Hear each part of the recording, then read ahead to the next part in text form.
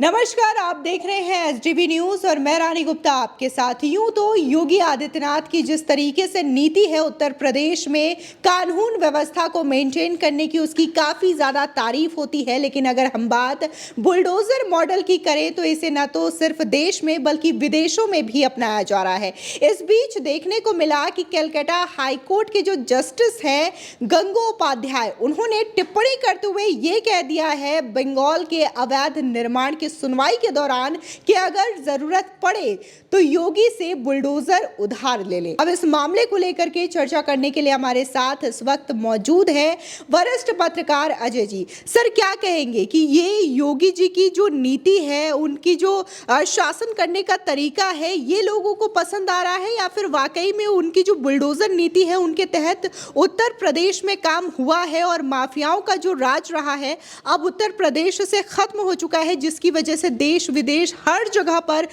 योगी आदित्यनाथ की ये बुलडोजर नीति अपनाई जा रही है। देखिए, बड़ा ताज्जुब हो रहा है कि एक व्यक्ति की बहुत ज़्यादा बड़ी एज नहीं है। पहली बार वो यूपी के चीफ मिनिस्टर बने बहुत कम एज में,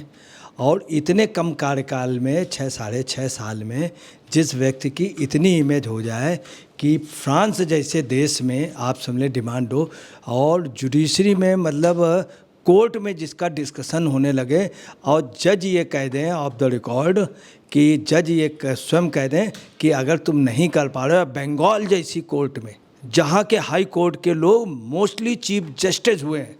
और जुडिशरी में ख़ास तौर से एडवोकेसी में इंडिया में सबसे टॉप माना जाता है, तो बंगाल माना जाता है इंडिया में सबसे टॉप। और वहाँ के जज अगर आपसी डिस्कशन में अपने वहाँ के बंगाल के उनको कहें अगर अवैध कब्जा आप नहीं हटा पा रहे हो, एक महिला ने जब कहा कि सर मेरी जान असुरक्षित है और अवैध कब्जा नहीं हट रहा मानिक तल्लम, तो उन्होंने कहा नगर निगम और पुलिस से कहा कि अगर आप नहीं कर सकते हैं तो यूपी में योगी जी से उसमें किराए पे बुलडोजर मंगा ले। इससे ये साफ जाहिर होता है कि ये उत्तर प्रदेश वालों का सौभाग्य है, एक इतने कम एज का व्यक्ति इतने कम समय पे फ्रांस में भी अगले का नाम, महाराष्ट्र में भी नाम, तेलंगाना में भी नाम, कन्याकुमारी में भी नाम, और मिजोरम, मेघालय, असम, सब जगह जिसका नाम हो, तो अपने आप में एक ताज्जुब की बात है। आप यहाँ पर कह रहे हैं कि योगी जी की जो नीति है उसको अपनाई जा रही है और इसकी प्रशंसा भी हो रही है, और दूसरी ओर जिस तरीके से कलकत्ता हाईकोर्ट के जस्टिस ने भी टिप्पणी की है, तो इस बयान से अब जो टीएमसी के प्रवक्ता है वो काफ़ी ज़्यादा बौखलाए नजर आ रहे हैं। वो ये कहते हैं कि जो जस्टिस है वो एंटी टीएमसी है, जिसकी वजह से इस तरीके की टिप्पणी कर रहे हैं। वो सिर्फ और सिर्फ पब्लिसिटी पाना चाहते हैं। तो क्या जस्टिस को भी पब्लिसिटी की ज़रूरत है जो इस तरीके की बयानबाजी करेंगे? देखिए, ऐसा ये बिल्कुल गलत बात है। अगर ये बात कह रहे हैं अभिषेक बनर्जी जो ममता बनर्जी के भतीजे हैं, तमाम मामले हुए हैं, अभिजीत गंगोपाध्याय या अभिजीत गांगुली जी, उनका आपको बता रहे हैं उनके सारे डिसीजन एक से एक मशहूर हैं। उन्होंने जो भी डिसीजन दिए हैं अपने आप में आप ये समझ लीजिए अगला वो ऑनरेबल जस्टिस है जिसने सीबीआई से स्पष्ट रूप से कह दिया था इतने महीने हो गए और आप क्या करते रहे, आप क्या इतनी देरी आपने क्यों लगाई, जनता आपके उसका डेवकला आप बताइए। आप सुन ले, सीबीआई को जो डांट करके कह दें तो इसका मतलब उन जज की अपने आप क्या वो होगी। दूसरी बात आपको बता रहे हैं, एक मामला हुआ था उसमें उन्होंने जब मीडिया ने उनसे क्वेश्चन कर दिया कि ऐसा ऐसा हो रहा है और इस पे आप चूँकि जज हैं तो आप क्या, तब चूँकि मीडिया ने क्वेश्चन किया था एक जज के होने के नाते उन्होंने तुरंत उसका जवाब दिया। चूँकि अगर क्वेश्चन किया जाए तो जवाब दिया जा सकता, उन्होंने उसकी वजह से सुप्रीम कोर्ट तक वो हो गया था। तो इनका गंगोपाध्याय जी का अपना एक नाम, उन्हें पब्लिसिटी नहीं चाहिए। अगर पब्लिसिटी चाहिए तो दूसरी बात टीएमसी ने जो कुणाल घोष ने इस तरह की बात लगाई, तो कुणाल घोष को सोचना चाहिए एक जज के लिए बोलना, उस जज ने जिसने ममता बनर्जी और अभिषेक बनर्जी के लिए भी आप समझ लीजिए कोर्ट में था, वो सुप्रीम कोर्ट गए थे और उनके ऊपर कोई उंगली नहीं उठा पाया अभी तक। और ये कह रहे हैं एंटी टीएमसी, इसका मतलब साफ जाहिर होता है कि टीएमसी का ये साफ कहना है ये बात मैं नहीं कह रहा हूँ, ये टीएमसी कह रही है कि जुडिशरी मतलब उनके हिसाब से चले। अगर जुडिशरी कोई भी डिसीजन वैसा दे देगा तो कह देंगे एंटी टीएमसी। पता चला कल जुडिशरी के लिए किसी राज्य सरकार में कहा जाए कि एंटी उस वहाँ की जो गवर्नमेंट चल रही, कल को ये कहा जाए किसी जस्टिस के लिए कहा जाए एंटी बीजेपी, राजस्थान में कहा जाए एंटी कांग्रेस अगर डिसीजन दे दे, वहाँ तेलंगाना में अगर कोई डिसीजन खराब दे दे एंटी वो बीआरएस कहा जाए, वहाँ पे आंध्र में दे दे तो ये हो जाए कि एंटी वाईएसआर।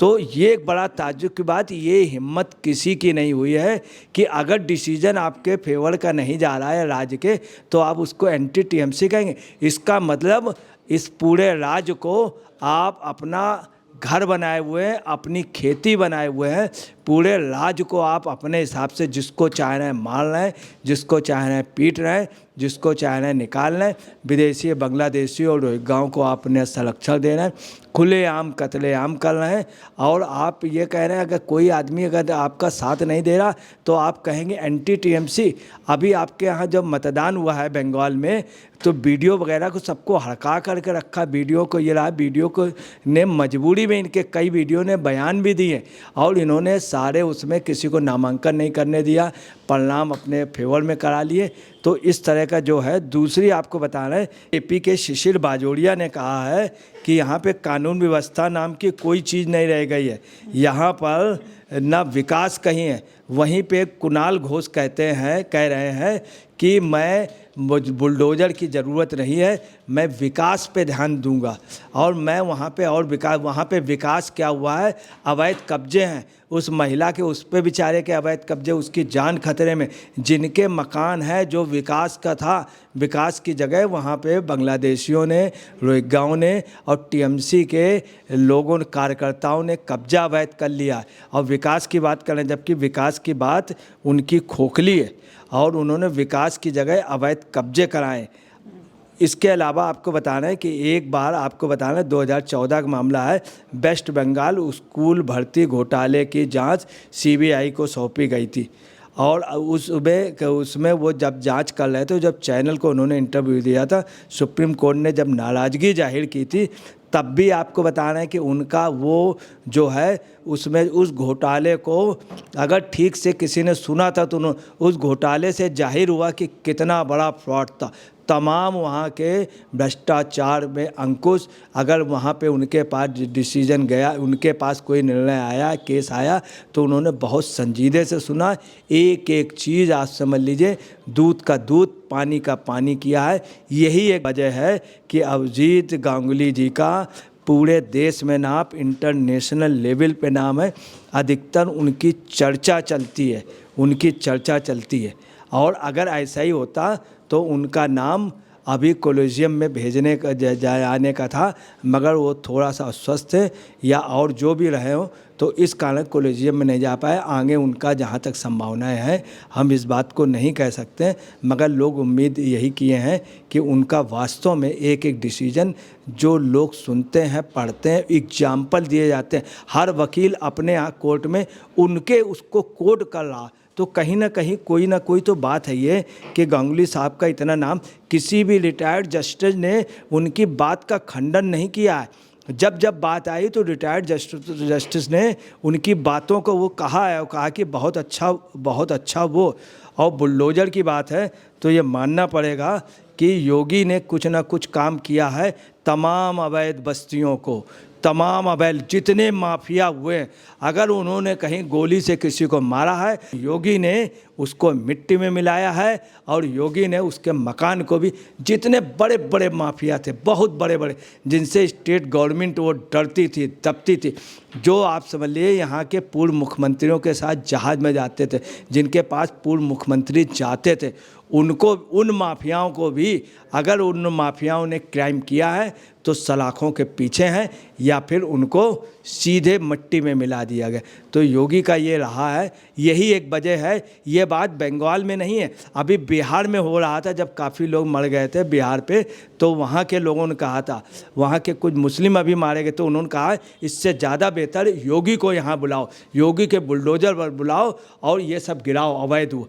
ये वहाँ के मुस्लिमों ने बिहार के कहा था। बंगाल में कई बार डिमांड हो चुकी है, जब भी वहाँ हिंसा भड़कती है तो जब उनके बदमाशों के मकान नहीं गिराए जाते तो कहा जाता है ना हो तो योगी को बुलाओ, योगी के बुलडोजर बुलाओ। आज बुलडोजर जो है, छोटे बच्चे बंगाल में, बिहार में, सब जगह छोटे बच्चे क्या करते हैं, होली में जैसे उनको चाहिए तो बुलडोजर वाली पिचकारी लेते हैं। हर बच्चा आजकल के डेट में क्या है, वो अगर अपने पापा से कहता टॉय लाए हो, कोई अगर उसके जन्मदिन में लाता है तो कहते बुलडोजर ले, अगर छोटा सा बुलडोजर भी प्लास्टिक का 15 रुपये दे देते तो बच्चा बहुत खुश होता है। तो बुलडोजर जो है, बुलडोजर बाबा नाम हो गया, कोई ये बात नहीं है। अगर ये इसी तरह के जुल्म करेंगे तो आप देख लीजिएगा बंगाल में हर तीसरे घर में प्लास्टिक के बुलडोजर की लोग पूजा करेंगे और डिमांड करेंगे अब की बार